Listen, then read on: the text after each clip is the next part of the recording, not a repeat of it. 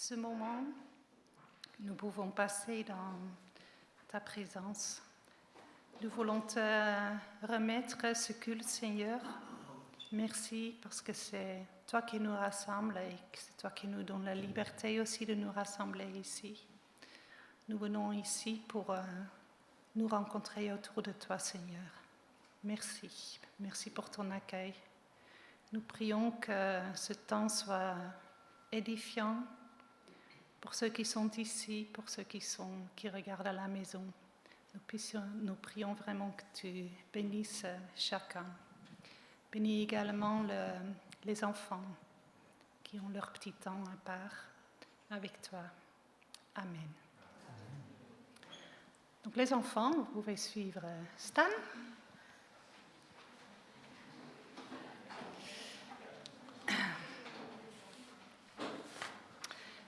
Et vous pouvez prendre place un petit moment.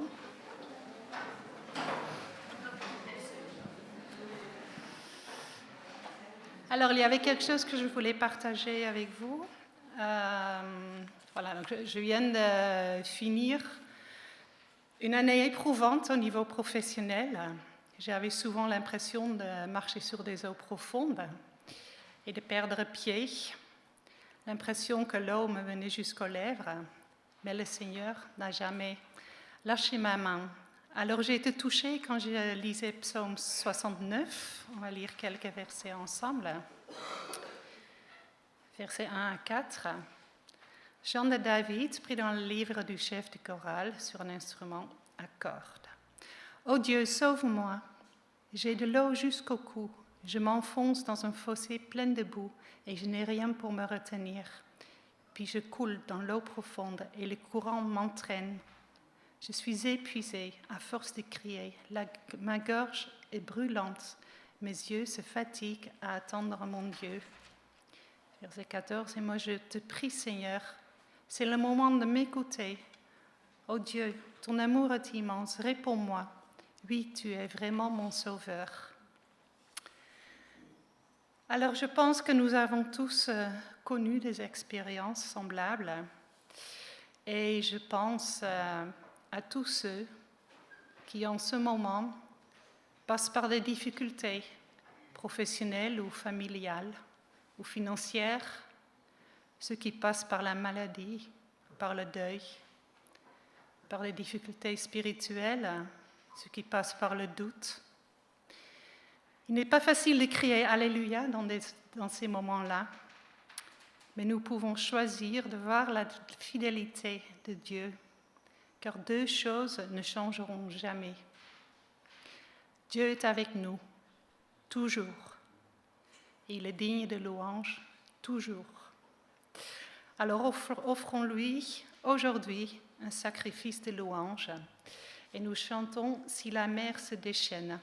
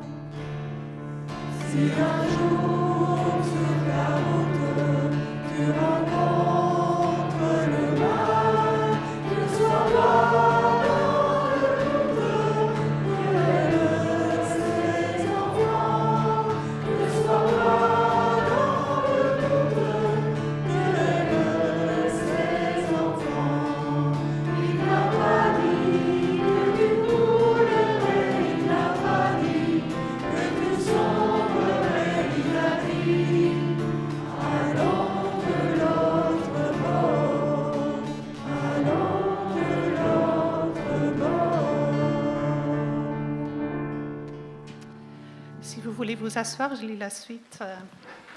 Ensuite, quelques versets encore dans Psaume 69. Ne me laisse pas m'enfoncer dans la boue, sors-moi de là, arrache-moi à ceux qui me détestent et à l'eau profonde. Que l'eau ne m'entraîne pas dans son courant, que le fossé ne m'avale pas, que la tombe ne se referme pas sur moi. Seigneur, réponds-moi, oui, ton amour me fait du bien. Dans ta grande tendresse, tourne-toi vers moi.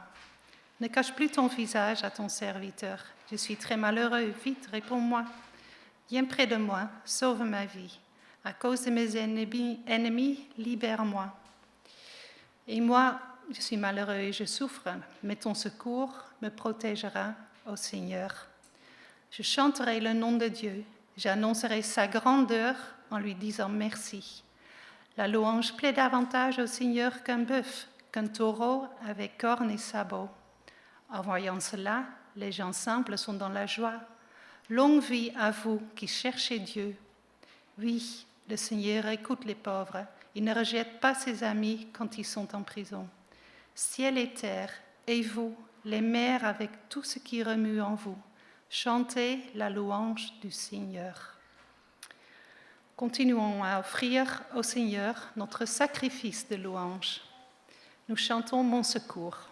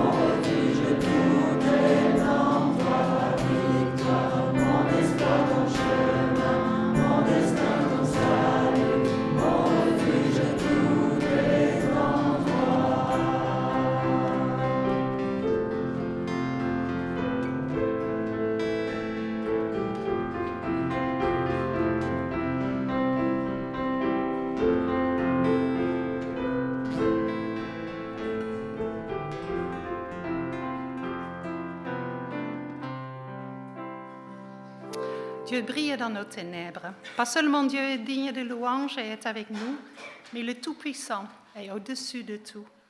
Si Dieu est avec nous, alors qui sera contre nous? Chantons Dieu est le plus fort.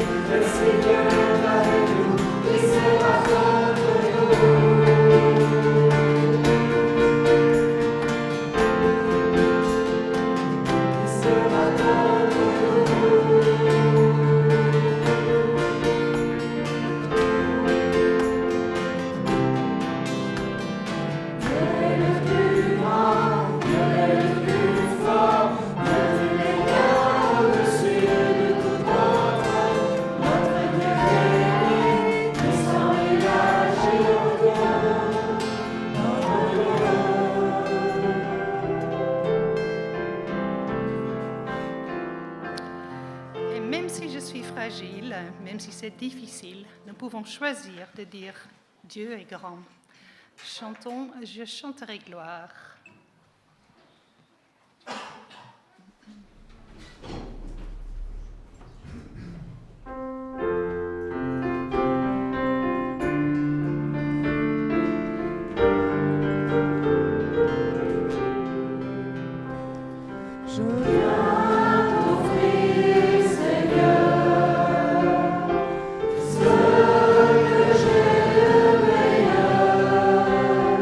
Je viens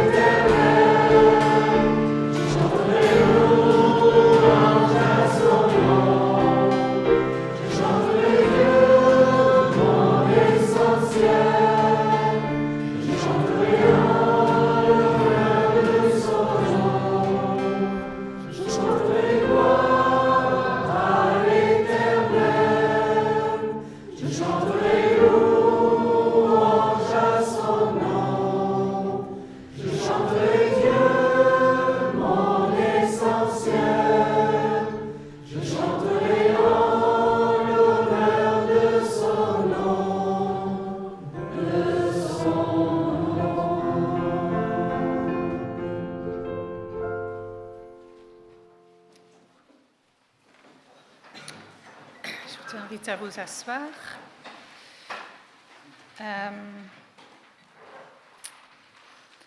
Nous allons regarder un chant en vidéo.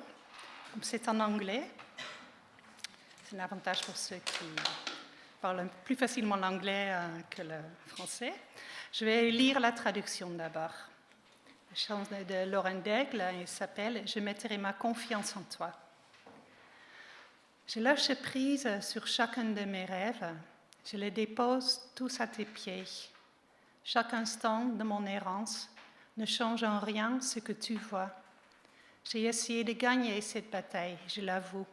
Mes mains sont fatiguées, j'ai besoin de ton repos. Puissant guerrier, roi du combat, quels que soient les obstacles, tu es à mes côtés. Quand tu ne déplaces pas les montagnes, j'ai besoin que tu agisses. Quand tu ne sépares pas les eaux, j'aimerais pouvoir les traverser. Quand tu ne donnes pas de réponse, alors je crie vers toi. Je ferai confiance en toi. La vérité, c'est que tu sais ce que demain nous réserve. Il n'y a pas un seul jour à venir que tu n'aies déjà vu. Alors en toute chose, sois ma vie et mon souffle. Je veux ce que tu veux, Seigneur, et rien de moins. Tu es ma force et mon réconfort. Tu es ma main sûre. Tu es mon fondement solide, le rocher sur lequel je repose. Tes voies sont toujours plus élevées. Tes desseins sont toujours bons. Il n'y a pas un seul endroit où tu ne sois déjà passé. Je mettrai ma confiance en toi. Je mettrai ma confiance en toi. Nous allons écouter la chanson et après nous prenons un temps, soit on peut rester silencieux et méditer sur la fidélité du Seigneur, soit vous pouvez exprimer votre prière à haute voix.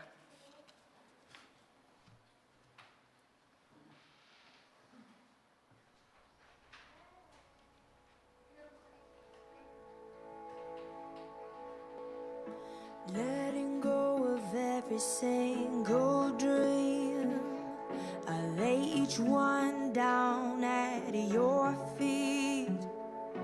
Every moment of my wandering never changes what you see. I've tried to win this war, I confess. My hands are weary, I need your rest. Mighty warrior, king of the fight. No matter what I face, you're by my side.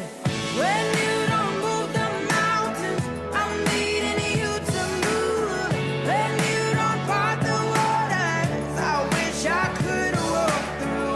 When you don't give the answers as I cry out to you, I will trust, I will trust, I will trust in you.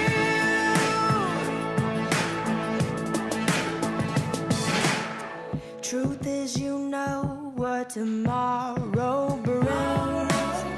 There's not a day ahead you have not seen.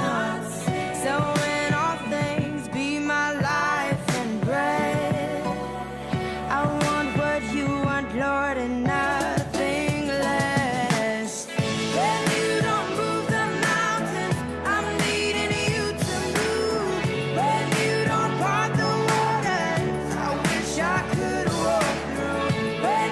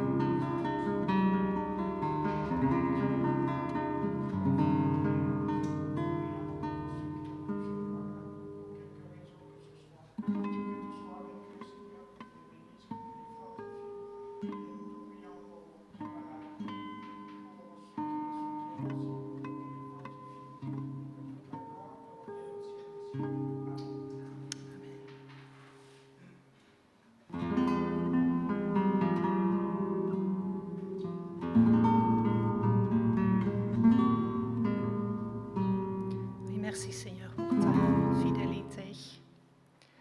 C'est vrai que parfois c'est pas facile, mais tu ne lâches jamais notre main, Seigneur. Même si parfois nous avons l'impression que nous n'avons plus la force de tenir ta main, toi tu ne lâches jamais notre main. Et quand nous regardons en arrière, nous voyons ta fidélité, Seigneur, chaque jour. Merci. Tu ne nous quittes jamais. Tu as promis d'être avec nous tous les jours. Et tu le fais. Et nous voulons te bénir, Seigneur, parce que tu es digne d'être loué. Te remercions aussi pour ta parole. Te remercions pour René qui est venu pour nous aider à méditer une partie de ta parole. Nous prions que tu les bénisses. Bénis ce temps, Seigneur. Bénis nos cœurs, de nous qui sommes ici, de ceux qui écoutent en ligne, et édifie chacun de nous, Seigneur. Merci. Amen. Donc j'invite René à venir.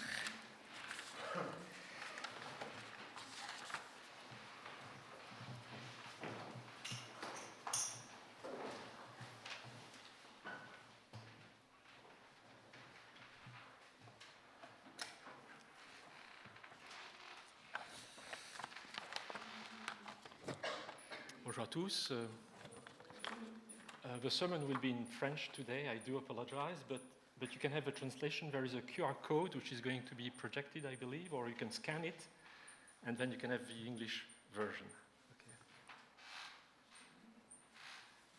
Excusez-moi, j'aurais juste dit qu'il pouvait avoir la traduction en anglais avec le QR code. Excusez-moi. Avant de lire les Écritures, nous invoquons le Saint-Esprit. Seigneur Saint-Esprit, nous t'accueillons au milieu de nous. En fait, c'est toi qui nous as accueillis ici, avant même que nous arrivions. Mais nous voulons, nous aussi, t'accueillir pour te donner toute la place dans nos cœurs, dans nos intelligences, dans nos émotions, dans notre être tout entier, pour que, à la lecture de ces paroles que tu as transmises à des hommes il y a bien longtemps, nous puissions t'entendre, toi, notre Seigneur et notre Dieu, nous parler aujourd'hui et maintenant, nous dire quels sont tes projets pour nous, où tu veux nous conduire, nous faire du bien, nous faire marcher avec toi, nous faire marcher dans un chemin de sanctification aussi. Qu'à toi soit louange et gloire, à jamais. Alors je vous propose de lire les textes du jour, conformément à mon habitude, mais alors ne soyez pas surpris parce que nous allons lire les textes du jour du 26 juillet, date initialement prévue pour ma prédication, légèrement modifiée à la demande de John, mais comme ma prédication était terminée, je me suis dit quand même, je ne vais pas en refaire une autre. Voilà. Donc la première lecture est dans le premier livre des Rois, au 3e chapitre, les versets 5 à 14. À Gabéon, l'Éternel apparut en songe à Salomon pendant la nuit. Et Dieu lui dit « Demande ce que tu veux que je te donne. » Salomon répondit, « Tu as traité avec une grande bienveillance ton serviteur David, mon père, parce qu'il marchait en ta présence dans la fidélité, dans la justice et dans la droiture de cœur envers toi. Tu lui as conservé cette grande bienveillance et tu lui as donné un fils qui est assis sur son trône, comme on le voit aujourd'hui. » Donc Salomon parle de lui. Quand il dit « tu lui as donné un fils », c'est lui. Maintenant, Éternel mon Dieu, tu as fait régner ton serviteur à la place de David, mon père, et moi, je ne suis qu'un jeune homme. Je n'ai point d'expérience. Ton serviteur est au milieu du peuple que tu as choisi, peuple immense qui ne peut être ni compté ni dénombré à cause de sa multitude. Accorde donc à ton serviteur un cœur intelligent pour juger ton peuple, pour discerner le bien et le mal, car qui pourrait juger ton peuple, ce peuple si nombreux ?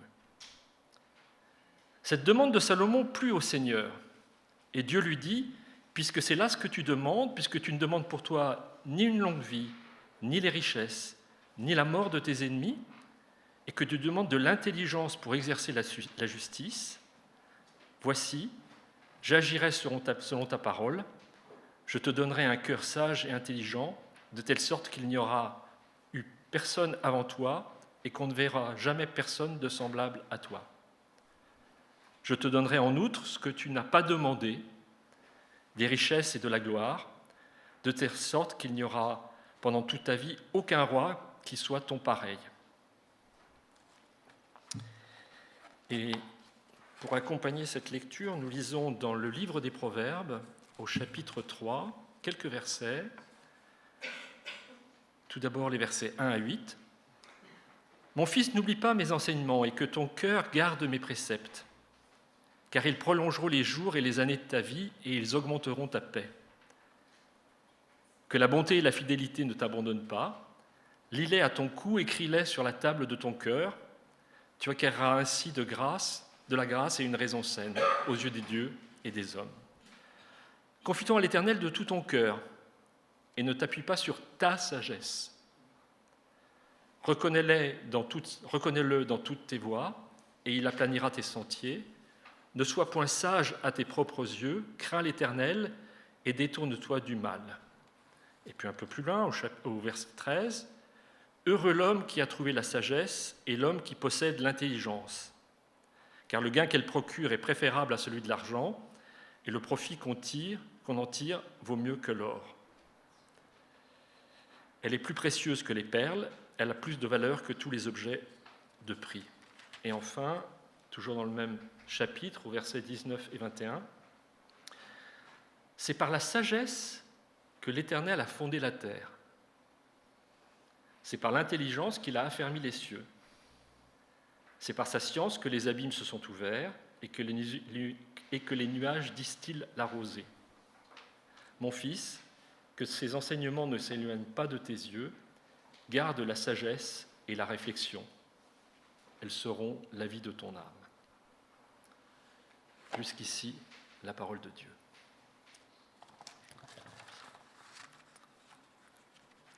Alors, cette prédication est sur la sagesse, même si le texte de Roi parle de l'intelligence du cœur, mais les deux expressions sont très très proches. On peut traduire intelligence du cœur par sagesse. Et j'aimerais attirer ce matin votre attention sur cet épisode de la vie de Salomon, roi d'Israël, dont nous avons lu le récit dans le 3e chapitre du premier livre des rois.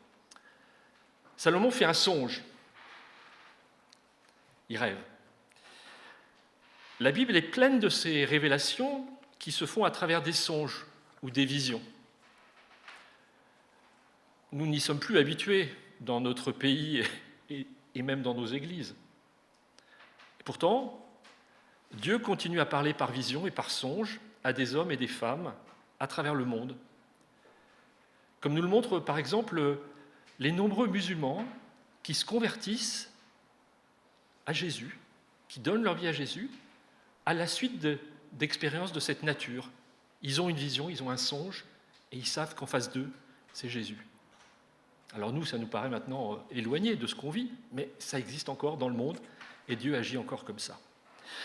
Et donc Salomon fait un songe où Dieu lui demande qu'est-ce qu'il veut obtenir, un chèque en blanc. Dans le monde, nous connaissons plein d'histoires comme celle-ci. Une lampe magique, on la frotte, et puis il y a un génie qui en sort. Une fée qui vous propose d'exaucer les vœux. Un crapaud, parce qu'on ne lui a pas marché dessus, qui vous remercie en vous proposant, là encore, de réaliser un vœu. Des histoires qui ne sont que des histoires, pas la réalité. Mais je suis certain que vous vous êtes déjà posé la question de ce que vous demanderiez si ça vous arrivait. Devenir très riche, vivre très longtemps, mais en bonne santé, bien sûr. Devenir très beau, pour ceux qui ne le sont pas déjà, bien sûr. Être célèbre et adulé, que votre nom soit connu dans le monde entier. Mbappé, Mbappé, René, René. Épouser Miss France, ou pourquoi pas Miss Monde. Obtenir 3 vœux à la place d'un seul, si on ne vous propose qu'un seul vœu. Mais Salomon est en contact avec la réalité, lui. C'est Dieu, le Tout-Puissant, qui lui apparaît et qui lui pose cette question. « Demande-moi tout ce que tu veux et je te le donnerai. » Demande-moi tout ce que tu veux et je te le donnerai. Salomon est un jeune roi, il a à peine l'âge de ces jeunes Anglais, là devant. Un jeune homme, au début de la vie adulte, que va-t-il demander à Dieu ? Salomon se trouve confronté à un choix, et un choix crucial. La probabilité est très faible, je ne vais pas vous le dire c'est impossible, mais la probabilité est très faible qu'il soit en position de refaire une autre fois une demande de ce type. Ça n'arrive qu'une fois dans une vie, ce genre de choses. Mais en réalité, le choix qu'il doit faire, c'est entre les désirs et la volonté de Dieu, ou ses propres désirs et sa propre volonté. En effet, soit il choisit de demander cette sagesse que Dieu seul peut lui donner, soit il opte pour des choses centrées sur lui-même, une longue vie de grande richesse, la victoire sur l'ennemi. Tout le sens de cette histoire est de nous révéler le choix de Salomon et l'approbation divine de ce choix. Et si j'attire votre attention sur ce point ce matin, c'est parce qu'il s'agit, après tout, d'une représentation et d'une description assez juste de la situation dans laquelle nous nous trouvons tous. La vie est une suite de choix. Je ne suis pas encore un très très vieux monsieur, mais enfin, je suis à la retraite. Vous verrez, vous qui êtes jeunes, que la vie est une suite de choix. Qu'on le veuille ou non, la vie se résume à finalement faire des choix tout au long de notre existence. Nous choisissons constamment, de nombreuses possibilités s'offrent à nous, et chacun d'entre nous décide, choisit sans cesse. Quelles études allons-nous faire ? Quel sport allons-nous pratiquer ? Quels amis allons-nous fréquenter ? Quel conjoint choisir ? Où allons-nous habiter ? Quel travail allons-nous choisir ? Qu'allons-nous faire de notre argent ? Qu'allons-nous faire de notre argent ? Quelle église allons-nous fréquenter ? Voilà un choix important aussi. Nous n'en sommes pas toujours conscients, mais que nous le soyons ou non, le fait est que nous agissons constamment ainsi. Des possibilités s'offrent à nous, et nous en choisissons une en rejetant ainsi les autres. Et de ce fait, notre vie peut être perçue comme une succession de décisions et de choix que nous faisons à chaque instant, jour après jour. Le drame, c'est que trop souvent, nous ne nous en rendons pas compte, que nous ignorons que nous prenons des décisions capitales. Le danger est de nous laisser porter par le courant de la vie, sans nous arrêter pour réfléchir, sans nous poser de questions, sans nous interroger sur le sens de tout cela, sur ce qui nous motive et sur ce que nous faisons réellement. Et au final, selon la Bible, face à une situation, face à un choix, il n'existe que 2 choix possibles, la voie de Dieu ou une autre voie. Alors on pourrait subdiviser cela à l'infini, mais la Bible affirme que c'est sans importance. La décision cruciale est de choisir entre Dieu et sa voie, ou bien la voie du monde, la voie de la chair, la voie du péché. C'est là l'unique dilemme fondamental, et nous sommes tous confrontés à cette décision, à ce choix, en ce moment même. Nous y sommes constamment confrontés dès notre naissance, dès que nous commençons à vivre. Ces 2 propositions sont toujours présentes, elles se présentent à nous sans cesse, et nous devons choisir entre l'une et l'autre. La Bible nous montre que Dieu nous place dans la liberté qu'il nous accorde face à une succession de choix essentiels.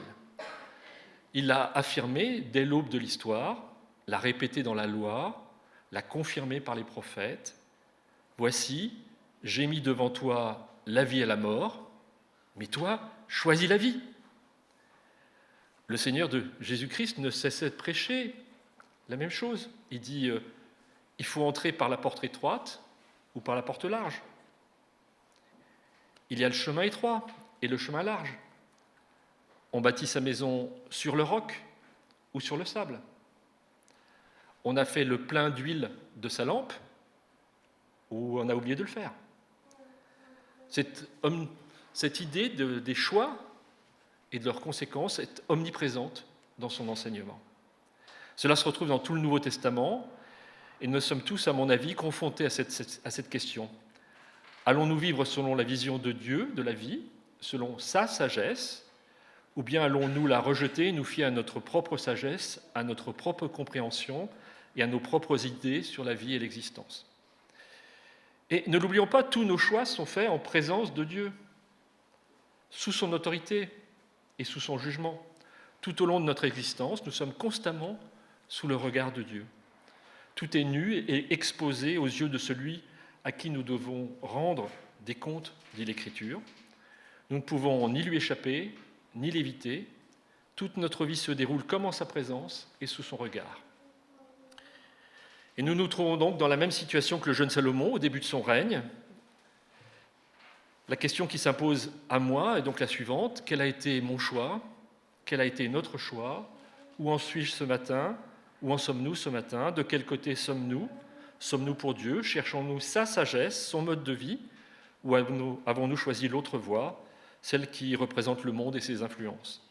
Sommes-nous, comme Salomon, soumis à Dieu et lui demandant son précieux don de sagesse, ou nous sentons-nous autosuffisants, capables de prendre nos propres décisions, suivant nos propres voies, nos propres désirs, et exerçant notre propre volonté? Qu'en est-il? Il faut choisir. On ne peut pas appartenir aux deux camps à la fois, car ce sont des choses opposées.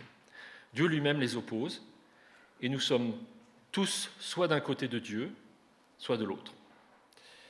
La décision, le choix est là, il est inévitable, il est soumis au regard de Dieu.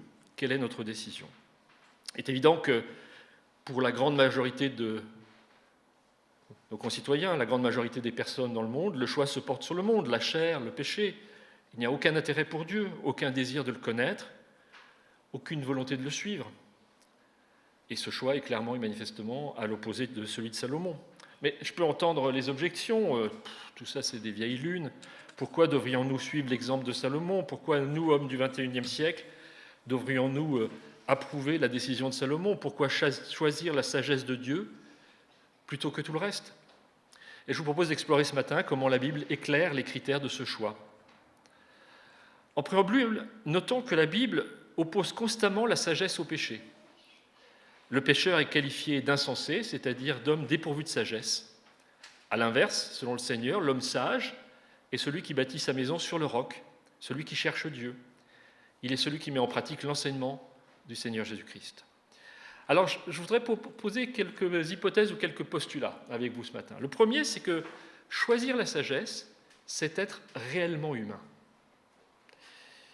Comment étayer cette affirmation? Eh bien, en regardant ce que Salomon n'a pas fait. Vous vous souvenez de ce que Dieu a dit en félicitant Salomon?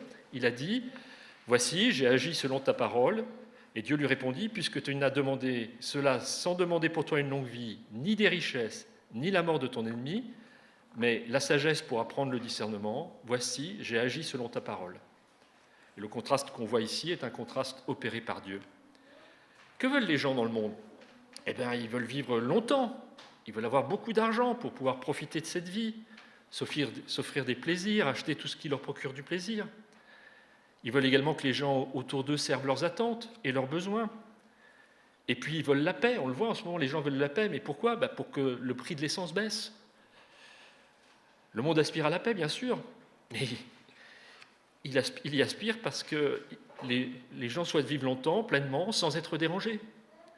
Quand la guerre éclate, les plaisirs sont limités, ils disparaissent, on en est privé et il faut se débrouiller autrement. Quand vous faites ce choix, le choix d'une longue vie, le choix des richesses, le choix du triomphe des ennemis, cela manifeste que vous avez une certaine vision de vous-même, et cette vision est la suivante: la vie se résume à une abondance d'argent, de satisfaction personnelle et de richesse, et la paix, comme je le disais, à l'absence de problèmes. Et vous continuez ainsi à vivre longtemps. Pourquoi faire ? Pourquoi faire ? Eh bien simplement pour en profiter, évidemment. Rien d'autre. Or, cette vision de la vie est insultante pour la nature humaine. C'est une vision qui réduit l'homme à un simple animal et qui ne prend pas en compte le projet que Dieu a fait pour nous dès l'origine. C'est une vision qui réduit l'homme à une simple existence, une existence où grâce à l'argent il peut s'offrir des plaisirs, boire et se divertir, faire ceci, cela et bien d'autres choses encore, sans que rien ne vienne perturber cet équilibre. Voilà ce que serait l'homme. C'est le genre de vie que mènent les animaux, n'est-ce pas ?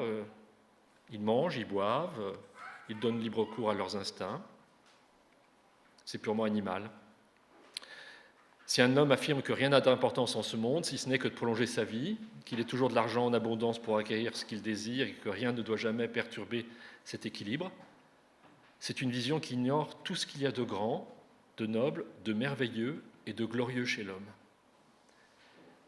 Elle ignore totalement que l'homme est fait à l'image de Dieu, qu'il a été créé pour correspondre avec Dieu, communier avec lui, avoir une relation privilégiée avec lui, marcher devant lui et en un certain sens lui ressembler.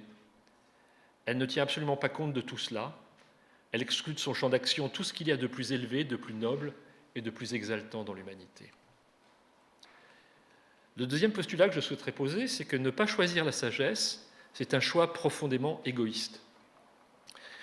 Si Salomon n'avait choisi que la longévité, la richesse, la paix et la victoire sur ses ennemis, il est clair qu'il n'aurait pensé qu'à lui-même, et cela aurait été une vision de la vie entièrement égoïste. Il n'aurait jamais songé à aider autrui, ni à lui être utile. Il n'aurait jamais imaginé vivre pour la gloire et la louange de Dieu.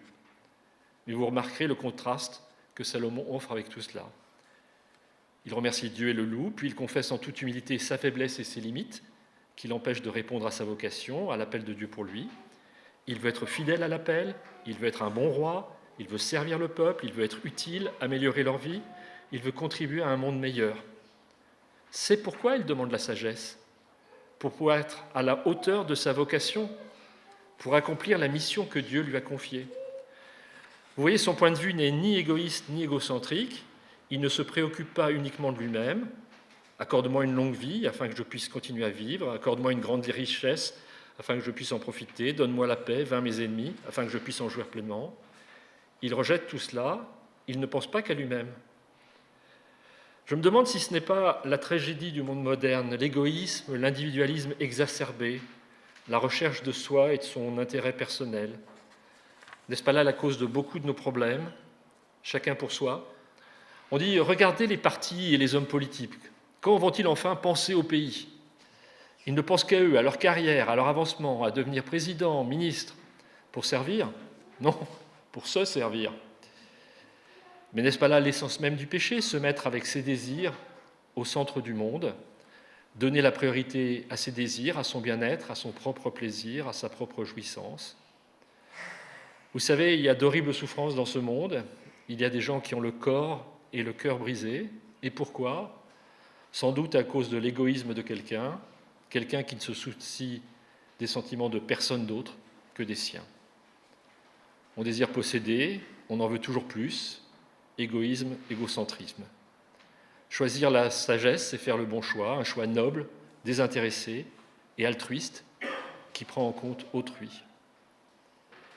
Le troisième postulat que je voudrais poser, c'est que ne pas choisir la sagesse, c'est une vision à court terme. Supposons un instant qu'il ait choisi une longue vie. C'est ce que tout le monde désire, n'est-ce pas ? Nous faisons tant d'efforts pour prolonger la vie des gens aujourd'hui. C'est ce que tout le monde veut. Continuons à vivre, ne pensons pas à la mort. Ce monde, cette vie, c'est la seule vie et la seule durée de vie en ce monde. Bien, je dirais que c'est une vision très court-termiste à adopter lorsqu'on fait un choix. Car vous savez, même si on prolonge la vie des hommes sur cette terre, elle finira toujours par s'achever. La science moderne permet de prolonger de 10, 20, 30 ans la vie. Et après cela, la mort est inévitable. Ne vous méprenez pas, je ne dis pas que le christianisme n'enseigne pas qu'il faut se protéger de la mort, ni qu'il ne faille utiliser la science pour prolonger la vie en bonne santé. Mais il affirme que celui qui ne s'intéresse qu'à la durée de sa vie est un insensé, car il manque de clairvoyance. Il aura beau prolonger sa vie, la fin est inévitable. Et puis vous voyez, il retourne à la case départ. Il avait la possibilité de choisir ce qu'il voulait, et il a dit « donne-moi 10, 20, 30 ou même 50 ans de plus ». Il les obtient, et puis ils disparaissent. Il se retrouve sans rien. Quelle vision à court terme. Mais nous avons tous tendance à tomber dans ce piège, n'est-ce pas? Voyez-vous, au premier abord, on pourrait croire qu'un homme qui s'enquiert de la durée de sa vie fait preuve de clairvoyance et de grande sagesse, mais il n'en est rien, il reste soumis au temps, et l'éternité est inévitable. On peut aussi considérer la question sous l'angle des richesses.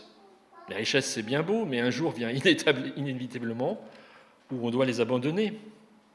Et même si on les emporte dans sa tombe, à la manière des pharaons, on ne peut plus en profiter. Peu importe votre fortune, à votre mort, vous n'avez plus rien.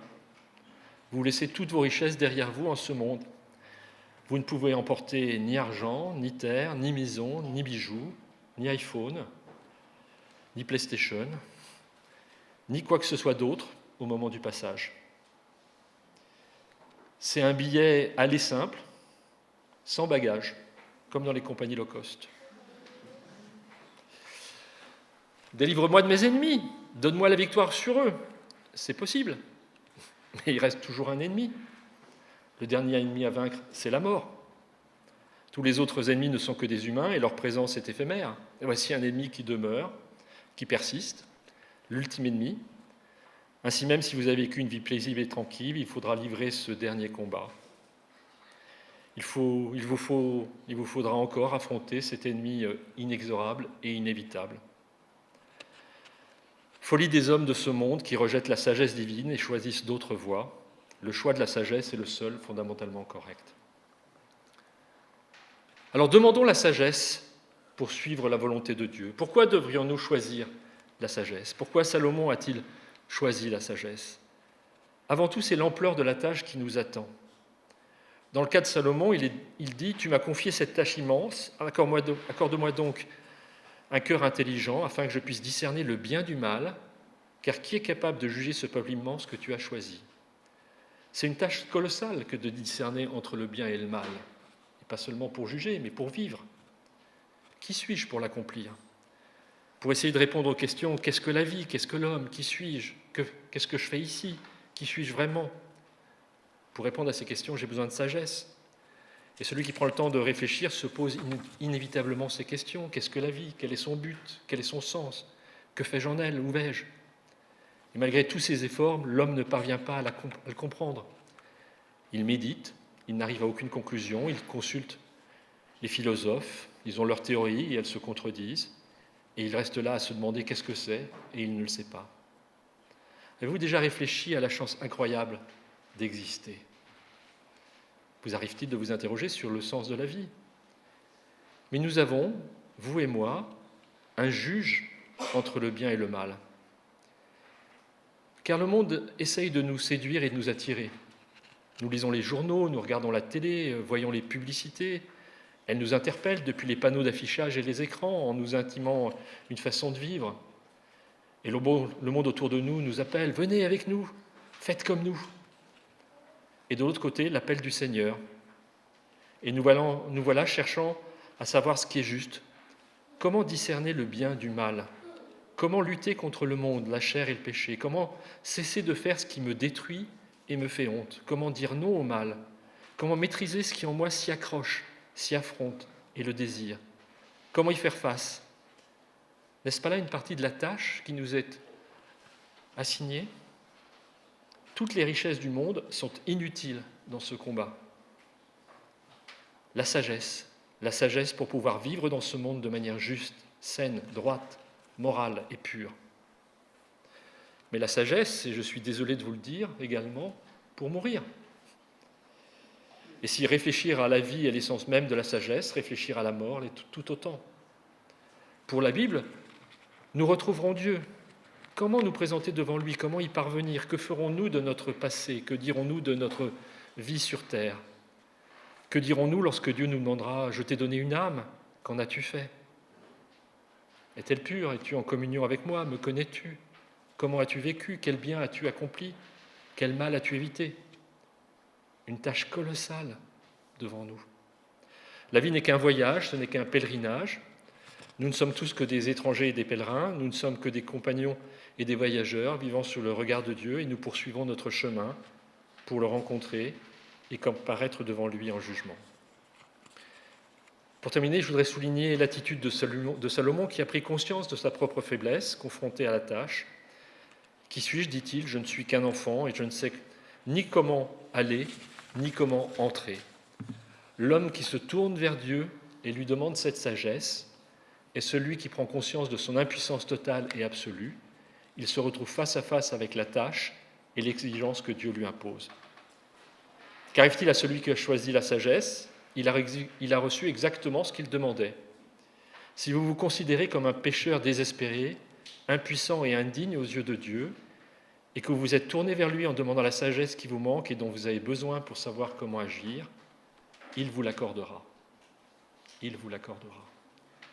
Allez à Dieu et dites-lui « Seigneur, toi seul peux me sauver et toi seul me sauveras. » Et la réponse arrive aussitôt que tu l'as demandé « Je t'ai sauvé. Je t'ai aimé d'un amour éternel. J'ai envoyé mon Fils mourir pour toi. Je l'ai fait sagesse pour toi. » Car, et voilà un point essentiel, la sagesse que nous demandons, et nous l'avons lu dans le texte des Proverbes tout à l'heure, cette sagesse, c'est Jésus, c'est le Christ. Elle s'incarne en Jésus. Vous souvenez-vous de ce que dit l'apôtre Paul dans la première épître aux Corinthiens ? J'aurais dû le faire projeter, je vous prie de m'en excuser. 1 Corinthiens 1, 30, 31. Or, c'est par lui que vous êtes en Jésus-Christ, lequel, de par Dieu, a été fait pour nous sagesse, justice et sanctification et rédemption. Et encore, toujours dans la même épître, au chapitre 2, les versets 6 et 7. « Cependant, c'est une sagesse que nous prêchons parmi les parfaits, sagesse qui n'est pas de ce siècle, ni des chefs de ce siècle, qui vont être anéantis. Nous prêchons la sagesse de Dieu, mystérieuse et cachée, que Dieu, avant les siècles, avait destinée pour notre gloire, sagesse qu'aucun des chefs de ce siècle n'a connue, car s'ils l'eussent connue, ils n'auraient pas crucifié le Seigneur de gloire. » Oui, nous pouvons demander de recevoir la sagesse parce que Dieu l'a déjà donnée pour le monde. Il l'a envoyée dans le monde pour que par elle, nous soyons capables de faire sa volonté. Comment pouvons-nous tenir devant Dieu ? Que faire de nos péchés passés ? Dieu nous répond, « La justice est en Christ. Il a porté tes péchés, il a porté ta culpabilité, il a subi le châtiment. Dieu a effacé tes péchés. » Comment vivre ? Comment vaincre le monde et la chair du diable ? La sanctification, le moyen de vaincre le péché. La force et la puissance dont nous avons besoin, elle est en Christ et elle nous parvient par le Saint-Esprit. Mais nous savons que Dieu est si miséricordieux qu'il ne s'arrête pas là et donne davantage. L'avez-vous remarqué dans le texte ? En plus de la sagesse demandée, Dieu accorde l'abondance de ses biens, une longue et bonne vie, la richesse et la paix. Certes pas à la manière du monde, mais à sa manière à lui. La longévité, le psalmiste le proclame, « Un jour dans tes parties vaut mieux que 1000 ailleurs. » La richesse, le Seigneur nous accorde un trésor immense, la vie abondante qui vient de lui et pour l'éternité.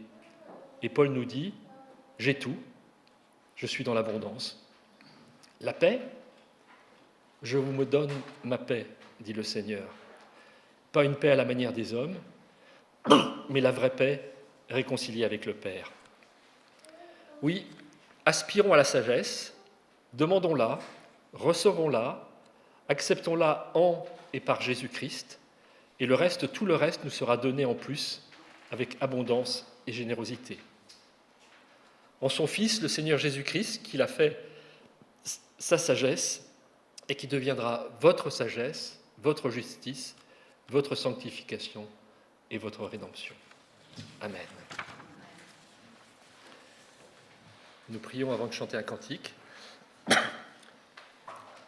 Oui Seigneur, comme Salomon nous en montre le chemin, nous voulons te demander ta sagesse incarnée en Jésus-Christ, manifestée dans le monde en Jésus-Christ, pour que ces sagesses nous permettent de vivre avec toi, comme toi tu le veux Seigneur, que nous puissions marcher dans les voies dans lesquelles tu nous conduis, par l'action de la sagesse, par l'action du Christ dans nos vies, par la médiation du Saint-Esprit qui change toutes choses dans nos vies aussi, Seigneur. À toi soit louange et gloire. Amen. Je ne sais pas quel est le cantique que nous chantons.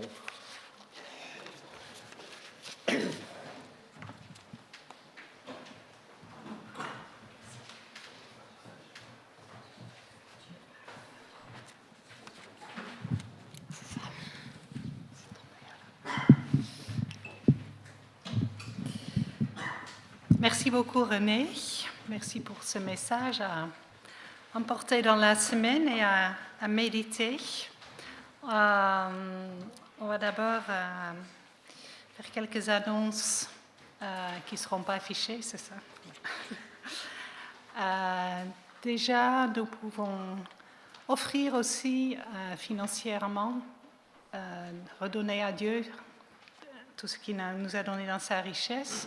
On peut faire ça, on peut donner soit dans les boîtes qui sont au fond de l'église, soit par virement.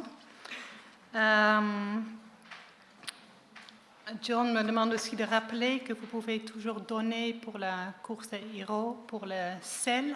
Donc quelques-uns d'entre nous ont couru pour récolter des finances pour le service que le sel fait en Afrique. Donc jusqu'au 14 juillet. Le QR code reste dans le couloir, c'est ça? Donc vous pouvez suivre le QR code. Ça vous donne le lien pour faire un don. Et sinon, Jenny est revenue parmi nous après un assez long séjour en Australie. Bienvenue. Et la semaine prochaine, elle partagera un peu avec vous. Parce que son séjour faisait partie de sa mission. Et à la suite du culte la semaine prochaine, il y aura aussi un apéro. Nous allons finir avec un chant. Oui, je voulais vous demander aussi de penser à ceux que vous connaissez dans la semaine qui passent par des situations difficiles, les maladies, le deuil, des problèmes familiaux. Pensez à nos frères et sœurs et soutenons-les. Nous allons chanter Tout mon espoir. Avec le Seigneur, nous tiendrons bon.